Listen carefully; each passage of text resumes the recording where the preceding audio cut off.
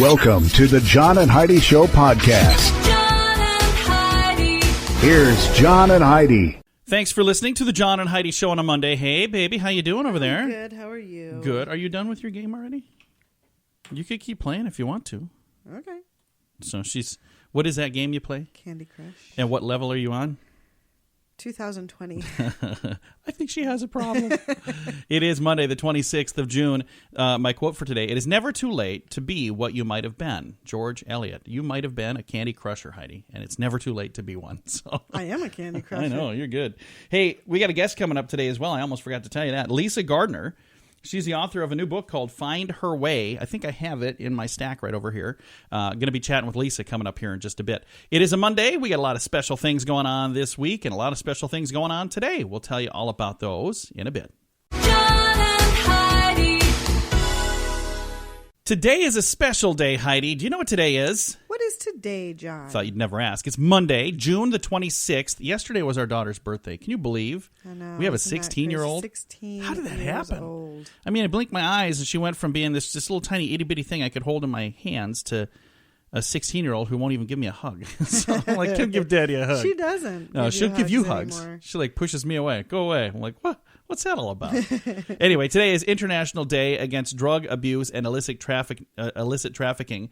It is also Please Take My Children to Work Day, International Day of Support of Victims of Torture, and National Canoe Day. So, wow, Most kind of those a are downer. kind of downers. Yeah, Take My Children to Work Day, okay. National Canoe Day, okay. The other two, kind of gloomy. So let's just celebrate in a canoe with our children while we work. There you go. Couple of things to celebrate on a Monday. John and Heidi.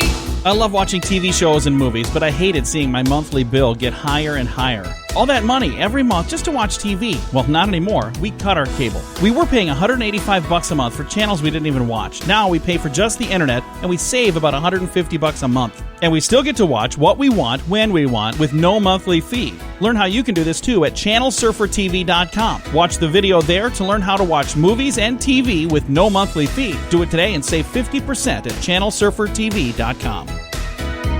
John and Heidi. You know it's true because you heard it on the radio. I have to ask Heidi now, if I had an obsession like this, would it be too much or do you think you'd be okay with it? A British wife says her husband's obsession with road signs has taken over their lives. Graham Stanton from Worcester has spent 25 years collecting over 700 road signs. They fill several rooms of their house. His wife Lynn has told him, rent a warehouse, keep the signs somewhere else, or give up this hobby. The 53-year-old obsessed man began his obsession when he found a Men at Work sign in some bushes when he was a young man. So that was 25 years ago. Because that's illegal. No, you can find them. There are signs all the time. You can get them. And a lot of them are signs, hopefully, I don't know, I didn't see his, but they're if signs are damaged, you know, like if there's a bullet hole in them, if there's things like that, a lot of those signs you can get those. You go about getting them the right way.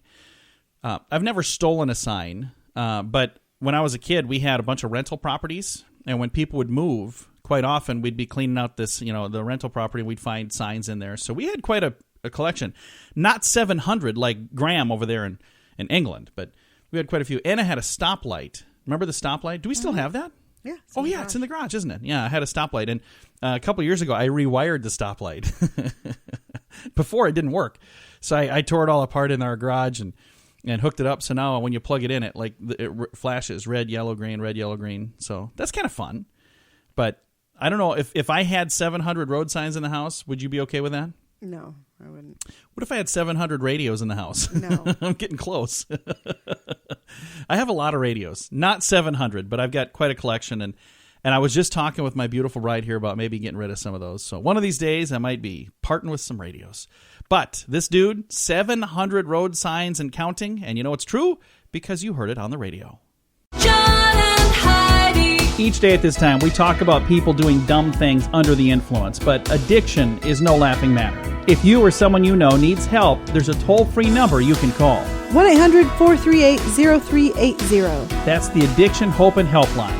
1-800-438-0380. And this is your brain on drugs. A burglar in Texas was arrested after getting drunk when he stopped to swig some homeowner's whiskey. He was robbing the place, found the whiskey. He was like, oh, hey, whiskey. I like whiskey. Well, he was not quite finished robbing the place when the whiskey took effect. Police found him sitting in a chair in the living room of the home. So that is not a good idea. If you're going to do, first of all, don't rob people. But if you're going to break the law and include booze in it to the point where you would get enough alcohol in your system to get passed out, wait till you get home to the hideout. Yeah. I'm just saying. I don't know. He probably didn't read Burglaries 101. I'm just saying that would be the first thing is get the stuff, get out, and then celebrate. You don't get the stuff, celebrate, take a nap, get caught, and never get out. That's just a bad way to do it. So, again, not that I'm a burglar, not that I even want to help the burglars, but just some things to think about there. But kids, this is what happens when your brain is on drugs. John and Heidi. Now your moment of duh. Teenagers are smoking coffee rather than drinking it. And they're posting videos of them doing this online. Now the problem is, here's why it's our moment of duh. It's very unsafe. This is a bad idea. This is why mom and dad drink coffee and don't smoke coffee. Users are reporting hallucinations. Quite often they're vomiting, which is not a good thing. A lot of dizziness and trouble breathing. Why would you want to smoke coffee? I don't know. One Reddit user who puffed coffee a couple years back called it, quote, the dumbest idea of the week, end quote. So don't do it. It's not, here's the problem. There are kids that get sucked into these challenges. Oh, I'm going to do the peanut butter challenge. Or I'm going to do the cotton candy challenge or whatever they are these days. All these dumb challenges. And one of the challenges now is smoking coffee, and it's making people sick. They're puking, they're getting dizzy, they're having trouble breathing, hallucinations. This is not what you want. This is a bad way to start the day, so let's not do that. Coming up, we have your scoop of the day. John and Heidi. If you promised yourself you'd lose weight before you went to the beach, that's still within reach. Get some help from a cool pink drink. Try it free at pinkdrinkfree.com. This pink drink tastes great and can help you lose weight. 8 out of 10 Americans are overweight. If you're tired of being one of them, we'd love to help. People around the country are experiencing amazing results with this pink drink, and you can try it before you buy it at pinkdrinkfree.com. That's pinkdrinkfree.com. Now your scoop of the day. In 1965, a Senate subcommittee predicted that by the year 2000, Americans would only have to work about 20 hours a week with 7 weeks of vacation. So they were off just a little bit. That was in 1965. They're like, by 2000, 20 hours a week. No. Wouldn't that be nice? No. I don't know what I would do with the rest of my week, honestly. Experts at Johns Hopkins Medical School say the meters on treadmills that say how many calories you're burning could be off by as much as 15%. Because they calculate these based on the average person's body type. So depending on how unaverage you are, if you're average, then they're right on. But if you're above average or below average, probably not. You get that. That was a line from the story that I just read a moment ago. Tourists are being told to not take grief selfies in front of the burned out apartment buildings in London, where 79 people lost their lives. It is a tragedy, not a tourist attraction. There are people that are stopping there, taking selfies and posting, that they were there. And I don't understand. First of all, I got to just say this. I don't understand selfies, period. But I'm the kind of guy that I'm not a fan of photos of me, even if somebody else takes them. So I certainly don't want to take photos with me and I'm myself. I'm not a big fan of that. But I don't get the whole selfie thing. But there's like a whole generation of kids out there where they're selfieing all. Is that the right way to say it? They're doing selfies. Selfieing. They're doing selfies all of the time. I just don't get it. So call me old. Call me a codger. Whatever. Did you know that Wonder Woman had a twin brother? Well, she's imaginary. Yeah. So. Well, in the DC comic world, Wonder Woman is being joined by her long-lost twin brother this year. Did not know this. Mattel, I wonder if they're going to have a new movie out next year. Will it be Wonder Woman and Wonder Man? What would you call him? Wonder Person? I don't know. Mattel has announced that 15 new versions of their Ken doll are on the way, including a variety. I saw these. A variety of skin tones and eye colors and hairstyles. One with a man bun. Some with polka-dotted tees and hipster glasses, all part of the mix. And man bods. And They've got man bodies now. So they don't have the six-pack no more? No. They got a belly? Do they have any, like, my style? I can't even imagine playing with those as a kid. Like Barbie's supposed to be excited to go to the dance with. I mean, So who's this doll? This is more realistic. Yeah. I just can't imagine. This one's Barbie over here. She can't fit in that dress anymore. So And his she's hair got looks prettier than hers. It's just not right. over here. We got 3 different sizes of Barbie, and none of these dresses fit. I'm like, this is real life, people. I just broke a button off a pair of pants the other day. So I wore the pants all day, and then at the end of the day, I bent down to pick something up, and when I stood up, I heard something fly off, and it was the button. It's like, well, glad that didn't happen earlier today. Hey, Jay-Z's new album, 444, is supposed to be coming out. He's going to wait until fall before launching his tour to support it, though. So just for those of you who care about that. South of Seattle, a woman pulled up to a Jack in the Box and ordered food. First, she complained how long it took to get her drink. Then she claimed to find something in her drink. Then, when she realized she was 1 chicken nugget shy of a full order, she pulled a gun. Oh, boy. Yeah, don't mess with the lady at the Jack in the Box. I'm just saying. And we've been shooting the Han Solo Wars spinoff in London. Not we, they've been. Why would I say we've been? I've not been involved in that. They've been working on that since February, with filming over halfway done. The 2 directors are being replaced now. Just wasn't going the way the studio wanted. So Han Solo Wars spinoff in London, filming now, and they're having some troubles, it sounds like. Opie Cunningham is the new director. Is he really? Yeah, I saw Ron that Howard? online. Yep. Nice. According to a new survey of millennials, 51% say they have taken bathroom mirror selfies. We just talked about this the other day. 25% said they've taken a selfie on the toilet. So, again, not into the whole selfie thing. I don't get it. No matter what you do, I'm still not going to get it. You can explain it to me. I'm still not going to get it. Thanks for listening to The John and Heidi Show. John and Heidi. How long's it been since you've been on vacation? Way too long. Well, we're going to Punta Cana this November for a cool event called 80s in the Sand. I'm so looking forward to just being able to relax during the day. All day, every day for 7 full days. And, as a bonus, get to hear some awesome music at night. You can also meet some 80s icons like Anthony Michael Hall, Andrew McCarthy, and many more. Get all the details at 80sinthesand.com. Use promo code RADIO to get a $200 immediate refund per person. That website again is 80sinthesand.com. John and Heidi. Thanks for listening to the John and Heidi Show. Got a special guest we're going to be visiting with today, best-selling author Lisagardner. She's got a new book called Findher. Lisa, how are you? Just fine, thank you. Well, we're excited to chat with you. The book, Findher, now, is this part of a series or is this a standalone book? Findher features a returning character, Detective Dee Warren, out of Boston, but all of my books are meant to be read as standalone. You do not need to have read any other Dee Warren novels. The story really focuses on Flora Dane, a young woman who was kidnapped and held prisoner for 472 days. Now she has escaped, and she has made it her mission to take out other predators just so she can sleep at night again. Very nice. Now, when they read it and they fall in love with Dee Warren, then how many other Dee Warren books are there that they could pick up and read as well? Oh, I knew you were going to ask me that question. I'm going to go with 7, but I might be wrong. I write them, I don't count them. Very good. Well, and other folks read them. You've done very well with not just that character, but with all the books that you've got. How long have you been writing, Lisa? I've been writing 25 years. It's one of the reasons I actually lose track of things. We do have a website, lisagardner.com, and you can go find all of the books listed and the order of publication. But, yeah, I've written over 30-something novels at this point, so I've kept a little busy. Absolutely, that is fantastic. Now, what got you interested in being a writer in the first place? When you think back to how you got started, was there something that kind of pulled you into this industry? I've always loved suspense. Like most writers, I'm a big reader. In my case, I started out with Earl Stanley Gardner, who's famous for the Perry Mason novels, kind of the original John Grisham. And then, like many, I've had this fascination with law enforcement. It's a great job where I get to call up people with really cool jobs, like, a victim advocate with the FBI, ask them all about what they do, and then turn it into a book. Very nice. Now, with the books, are some of these things based on true stories, or is it all stuff that is fiction, or how does that work when you're putting a book like this together? So as a thriller novel, I love this concept of authentic fiction.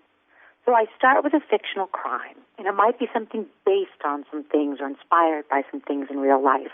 In Findher, I read a lot about some of these major kidnapping cases where you had girls that were kidnapped and held, for 5, 10, 20 years on occasion, because that really is a very extraordinary case, and the recovery process for those victims is very different.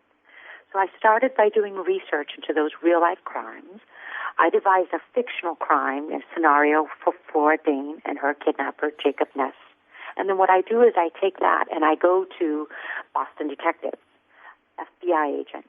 In this case, also the FBI's Bureau of Victim Assistance, and said, if this was the case you were working, what's the real-life techniques you would use to both solve the case, to help rescue Flora Dane, to help Flora with the pain of reentry back into real life, which can seem so disorienting after being through such, a terrible ordeal.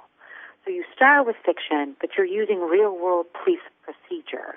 And that's the part that I think is both fascinating to research, and I think for thriller readers, that's the part that's just kind of, fun to read about. Absolutely. And I suppose doing the research and, finding out how people would really handle a situation like this makes it very authentic, and that's one of the reasons that people, when they pick up these books and read them, it feels so real because it's based on reality. Yeah, though I'll always remember the very first interview I did with the victim assistants.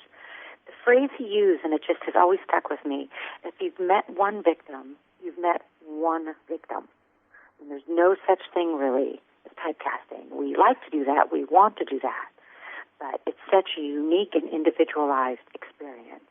And I really took that to heart in looking at Flora Dane and what she's going through. This is just her experience. It's not true to be able to say, well, this is what anyone or everyone would feel. Again, visiting today with New York Times #1 best-selling author Lisa Gardner, and she's got, in addition to the new book that she's got out right now, the new book is called Findher. She's got a lot of other books out, but look at this. I'm looking here. You've got 17 #1 best-selling books.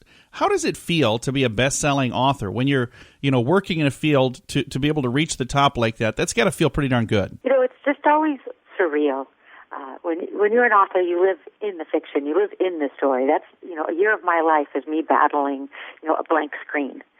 And then there's this brief, month where the book actually comes out and the public gets to read it too, and all of a sudden good things happen, and it's almost like you blink your eyes in the sunlight, really? Really? But by then you have to get the next book written, so you kind of go back down to the dungeon and get back to work. That's really cool. Now, what is that process like? How long does it typically take between books for you to finish one and start preparing for the next one? Is this like a year or 2 years, or how long does that take? Yeah, I write a thriller a year, so a book like Findher. I spent 3 months researching with the FBI and detectives and victim advocates to put together Flora, this puzzle of both the backstory of her kidnapping, but the book also features, a current time a Boston college student has gone missing. So what would the Boston police be doing about that? I did tons of research into really cool self-defense, how to make chemical fire.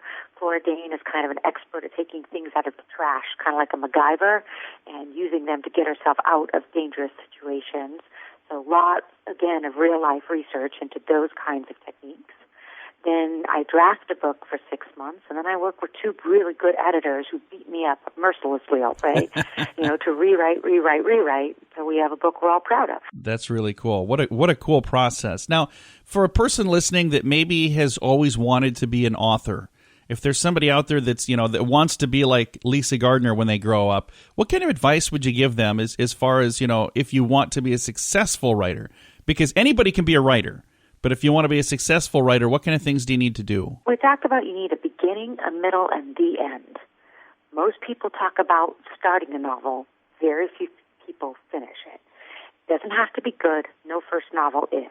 If you're serious about being a writer, give yourself a goal of having, a start, a middle, and reach the end. Then you are officially an author. No one can take that from you. You're a novelist. You have written a novel. So that's the part that counts. So just stick with it, and good luck, and eat a lot of chocolate. I'm a really big believer in M&Ms. Well, Lisa, thank you so much for taking the time to chat with us again. It's always a pleasure. I know we've talked on some of the other books you've done in the past, and I hope we'll get a chance to talk to you in a year or so. Do you kind of have in mind what you're working on for your next book already, or can we talk about that yet? Actually, yes, I'm working at Flora Dane Makes a Return. People have loved her so much. I'm working on the next adventure where she is trying to hunt down a girl who may or may not have murdered her entire family. Very nice. Well, we've got the current book is called Find Her. It's in stores right now, and our guest today has been Lisa Gardner. Lisa, thanks again for chatting with us. Thank you so much. Again, #1 New York Times bestselling author Lisa Gardner. Her new book, Find Her. It's available right now. Thanks for listening to The John and Heidi Show. John and Heidi. Would you like custom t-shirts for an event or sports team? We understand that usually the budget's not unlimited. We have full-color custom printed t-shirts for just $7 each. That's one of the best prices you'll find anywhere. No minimum orders, so you can print just one or print 1,000. The price is just $7 per shirt with a minimal setup fee per design. Make the memories of your next event last forever or help your team look amazing with a little help from CustomShirtInc.com. That's CustomShirtInc.com. John and Heidi. Fun fact for you, Heidi. Was that, John? Libya has the only flag which is all one color with no writing or decorations on it. Just a solid colored flag. Fun fact for you, Heidi. What's that, John? In 1957, the Milwaukee Braves were the first baseball team to win the World Series after being relocated. So there you go. Fun fact for you, Heidi. What's that, John? Tennessee is bordered by the most states, more than any other. Guess how many states border the state of Tennessee? 12. 8. Can you name them all? No. Without looking at this map over my shoulder. No. I can. Kentucky, Missouri, Arkansas, Mississippi, them in front of Alabama, Georgia, North Carolina, Virginia. Well, I never said I could without looking at the list, but I can. And our final fun fact for you, Heidi. that, John? The westernmost point of the lower 48, the contiguous contiguous United States. Am I saying that right? Contiguous? That sounds like a funny word, doesn't it? I don't know that I've ever heard that word. The contiguous. What a weird word. The westernmost point of the contiguous United States is Cape Alva, Washington. So that is the westernmost point of the lower 48. So there you go. That's easier to say. Fun facts brought to you by pinkdrinkfree.com. Not just another diet, it's a way of life. That's pinkdrinkfree.com. John and Heidi. If you promised yourself you'd lose weight before you went to the beach, that's still within reach. Get some help from a cool pink drink. Try it free at pinkdrinkfree.com. This pink drink tastes great and can help you lose weight. 8 out of 10 Americans are overweight. If you're tired of being one of them, we'd love to help. People around the country are experiencing amazing results with this pink drink, and you can try it before you buy it at pinkdrinkfree.com. That's pinkdrinkfree.com. John and Heidi. One of the most popular beverages in America is becoming extinct. So apparently it's not going to be one of the most popular beverages in America very, very soon. Americans are drinking less soda. One bubbly beverage is falling a whole lot faster than the rest of the bubbly beverages. Do you know what soda that is, Heidi? Pepsi. No, it's all diet sodas. Oh, well, yeah. Those things are nasty. Well, there you go. Apparently that's why. That's what others think, too, maybe. It says since 2005, American consumption of diet sodas has fallen by more than 27%. That is a loss, by the way, of 834 million cases. In 15 years, the category went from accounting for nearly 30% of all carbonated beverage sales by volume sold in the U.S. to roughly 25%. So they're up 5% in 15 years. According to Beverage Digest, and yeah, that's an actual publication for those of you who are really bored and want to read something at night, Beverage Digest data says the fall of the diet is not slowing down. Diet brands like Diet Coke and Diet Pepsi have accounted for 94% of all carbonated drink sales declines since 2010. So, and I think there's a reason for that. If you think about this, people who, again, not blaming any brand, not blaming anything else, but people who were on a diet, drinking diet soda, and they were holding out saying, well, I got to have my soda, I'm going to drink something. They were probably drinking diet soda. And then if they finally said, okay, if I really want to go on a diet, I need to just go to water, I need to go to tea, I need to go to something else. So I could understand why those would be, they were hanging on by a thread when they quit. That's where you're going to see the biggest drop. More and more studies have come out says it doesn't help you at all anyway. So well, and there's people out there you're against better off drinking the regular. Yeah, there's a lot Coke. of people that have come out against the different types of sugar replacements. So I don't know. Anyway, now you know if you didn't know before. John and Heidi.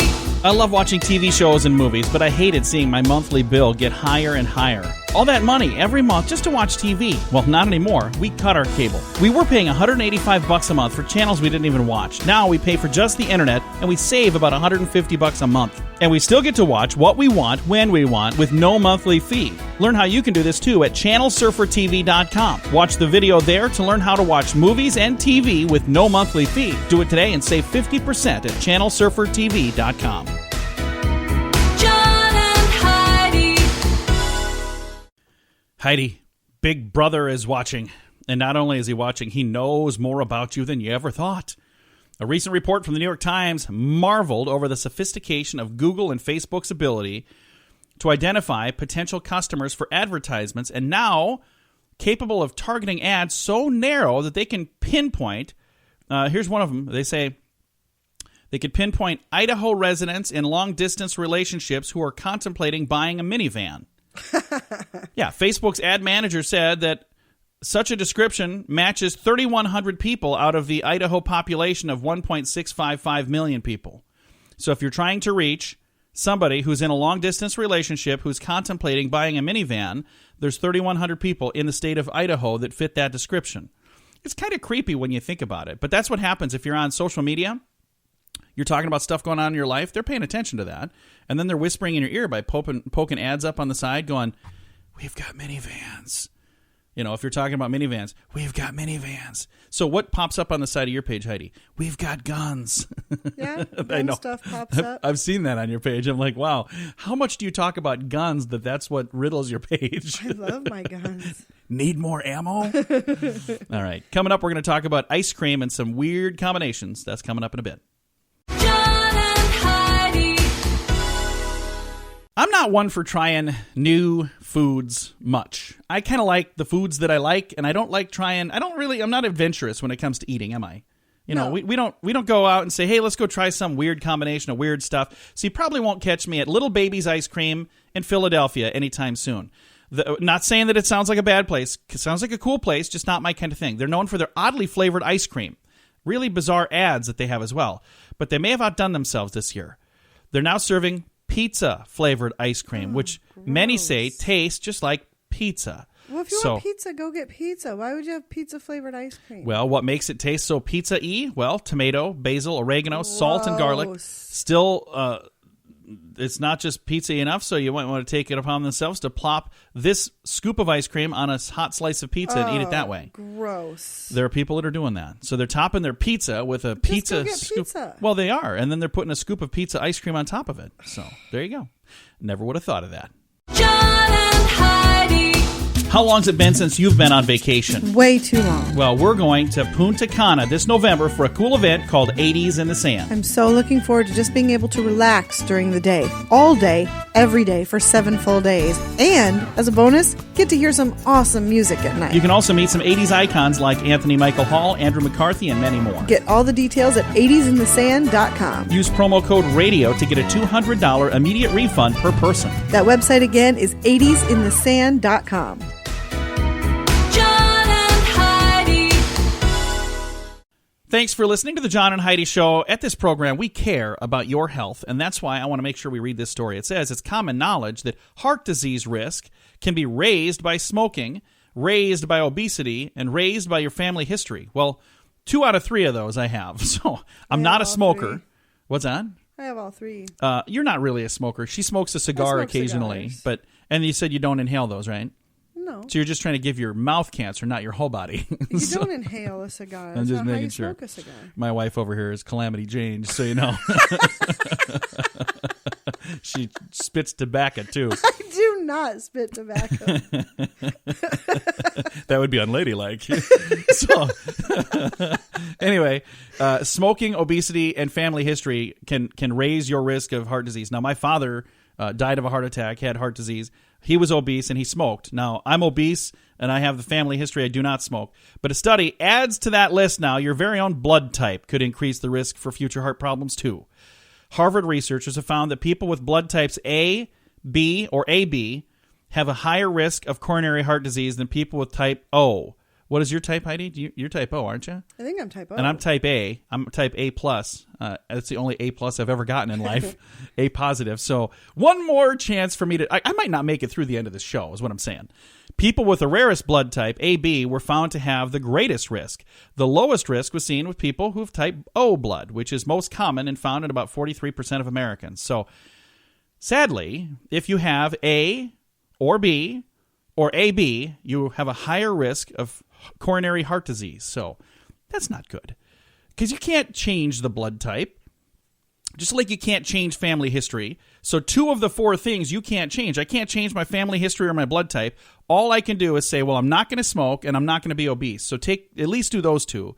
And I'm working on the obese thing. I've lost over 20 pounds now in the last month. So I'm working on that. Got a long ways to go. Again, coming up, we've got some good news. That is on the way on the John and Heidi Show. John and Heidi.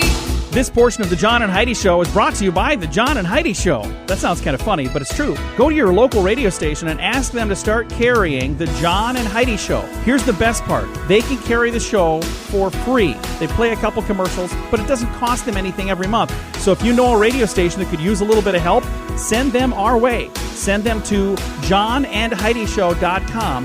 Again, johnandheidishow.com. We would love to do a radio program in your community. Then you could listen to the podcast and listen to us on the radio. John and Heidi. You know, we always try to wrap this show up with something positive, because there are times during this program, Heidi, things get negative. Yeah. They don't time get to time. They don't get negative like other shows. Right. I've heard other programs where the whole thing is just filth. It's not even worth listening to. I mean, I don't know why you'd even go there. But on this program, even when we have a bad story, even when there's something terrible, we try to give you the most positive perspective. And I have people who do tell me they appreciate that. So thank you for letting me know that. But I do really think that it's important to always end, no matter what, end on a positive note like this one right here. It's our positive story for the day today. True love is a 3-wheeled bicycle built for 2. Avis Darnley has Parkinson's disease, leaving her in a wheelchair and stealing her ability to speak. Life has gotten smaller until John, that is her sweetheart, decided it was time they both go on living. The former mechanic has created a modified electric bike that allows him to hitch up to his wife, and she gets hooked up to the handlebars, and they can go enjoy the outdoors. And it's actually really cool. If you want to see images here, and there's a link on our Facebook page that has a whole story. I just think that's really cool. What a nice guy. Absolutely.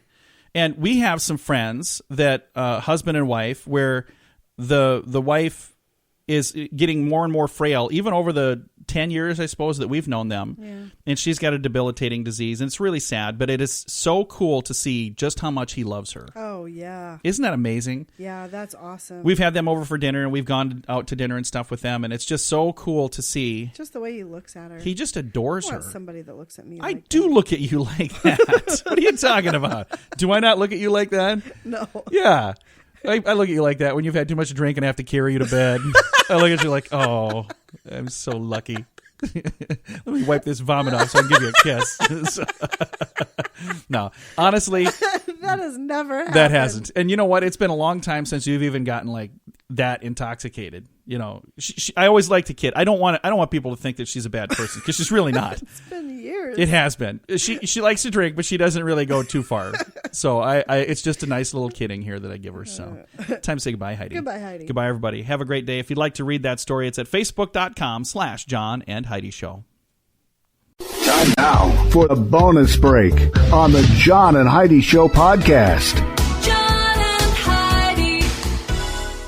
Thanks for listening to the John and Heidi Show. I'm excited to visit with my next guest. I had a chance to see a YouTube video of a really cool project that he worked on. I have Rauloiada joining me right now. We're going to be talking about a different project, but if you've seen the YouTube video of the Lego car and the young man that built the car out of Legos, that's who we're talking to here. Raul, how are you doing, sir? Hi, I'm doing great. Very good. Now, you're a young man. What is your age, sir? I'm 23 right now. 23. Now, when you built the Lego car, how old were you then? I finished the car when I was 19 years old. 19. And you built a rocket bike. Was that before or after the Lego car? That was before the Lego car. Okay, now how old were you when you built the rocket bike? I actually started off on building the engine when I was about 15 years old. 15 years old, building rockets, strapping them to bicycles. Then shortly after that, building Lego cars. Made out of, how many Legos? Was it like 500,000 Legos or something? Yeah, exactly. So the car has 500,000 Legos, weighs about half a metric ton. And yeah, it's, it can carry 2 people on it, and it goes pretty slow, but it's made out of Legos at the end of the day, so that's kind of amazing. It is really cool. And I think it's really, Raul, I think it's awesome that you've turned your attention to the project that you're working on now. Let's talk about Magpie. Where did the idea for this GPS tracker come from? Sure. It really comes from, so basically we started working on a number of ideas. We were kind of looking for the next thing after the Lego car, like what's the next amazing thing that we could build that could actually be a product.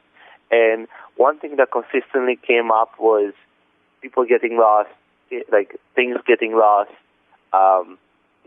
pets getting lost. And we were just kind of surprised that in 2017, there's a Find My iPhone thing where you could always locate where your phone is, but there's almost no Google Maps for your stuff or for your things, for the other things in your life. Yeah, because like people walk away and leave keys, and they leave sunglasses, or maybe even can't find their car when they come out of a parking lot. So there's all kinds of things that you could want to find, and you guys came up with a really cool way to do that. Exactly. Yeah, that's why we built Magpie. Now, is Magpie available right now, or is this still in the testing mode, or where are you on this project? Sure. So we have a working prototype, and then we just launched a Kickstarter 2 weeks ago. And the product would be shipping out early next year. So next year is when people will start getting them. The Kickstarter campaign, how long does that go? It goes for a full 30 days. Okay. So we're about halfway there in the campaign. Very nice. So if people would like to be involved, there's still time to be involved. And I'm going to make sure I put a link to that on our social media to make it really, really easy to find. Again, our guest right now is Rauloiada, and he's working on a really cool project right now called Magpie, and it's a GPS tracker that is just, it fascinated me when I saw this online. But the thing that was really neat is then I started looking at, okay, who did this? And I'm watching these videos of this young man. Now, where are you originally from, Raul? Which country are you originally from? I originally come from Romania. Romania. And do you live in the United States now? Yep. I've been here for 2.5 years, and I'm based in New York City, where the company is at as well. And now, when you built the Lego car, was that in the United States or was that still in Romania? That was in Romania, and it's kind of funny because most of our backers at the time were, because we did a crowdfunding campaign for that as well, and most of our backers were from Australia. So we built it in Romania, and then we ended up shipping it to Melbourne, Australia, to actually test drive it there. All right. And where is the Lego car now? Is it in Australia? It's actually still in Australia, in Melbourne. Very cool. Well, for a young man, just, in your early 20s, you have done some fascinating and amazing things. And people listening right now, you got to remember the name Rauloiada, because I'm telling you, whether it's Magpie or something else, this kid is going to be known around the world for something. And when I was watching these videos, here's the other thing that you have going for you, Raul, is you're just a likable guy. I'm watching the young lady that you were doing the video with as she's kind of talking to you about your project, and she seemed like a little bit of a cutie even, and I think she had the hots for you, Raul. Oh my God. But you're just a likable guy. You've got some really neat ideas, and you're not afraid to go and think outside of the box and do something different. Now, with this project, with Magpie, you've got some other people involved as well. Who are some of the other people that are helping on this one? Yeah, absolutely. So it's not just me. There's this project is an actual company, and we're building a product that right now we have close to 4,000 people that have backed already. It's a serious product, and we have two really serious people that are my co-founders on the project. There's Derek Hanley, and then there's Callum Hanley, and their brothers. They're from New Zealand, and they are, very well established in the business technology community, and they've worked on a lot of projects before. They've done some amazing things themselves. And then on the design side, we have KG Takeuchi, and he was really world-class kind of industrial designer at Navro Studios. Now he has his own studio in Milan, in Italy, and he really helps us make a both functional but also a really beautiful and neat-looking product. Well, I got to tell you, what I would refer to that right there as is kind of like today's dream team, because each one of you on your own are just amazingly talented and very smart young men. And when you put this group together, I think you guys are gonna make your mark on the world. And I'm excited to get a chance to talk to you now, because someday we're going to be seeing you guys making national news or even global news, and I can say, hey, I got to do an interview with that guy. So thanks for taking the time to chat with me, Raul. That's awesome. Thanks, John. And if you would like to be a part of their Kickstarter campaign, he said they have 4,000 funders already. Well, after I get off the phone here, it's going to be 4,001. I'm going to put a link to all of those. I'm going to put a link to that right on our social media, facebook.com/John and Heidi Show. Going to make it really easy for you to find that. And again, this is a really cool project. And like I said, if you get online, I'm going to put a link to his video too, so you can see what I'm talking about. But got some really cool things that he's done already. And this is just such a great idea. Think about how many people you could utilize this. Clip it on your dog's collar, no more lost dogs. You could put it on your kid's backpack, no more lost backpack. All the things that you could lose and I can tell you, I've lost my fair share of a lot of things. This little magpie tracking device that they're working on is something that you can utilize to kind of help make that problem of losing things go away. All of the details and the Kickstarter info at facebook.com/John and Heidi Show.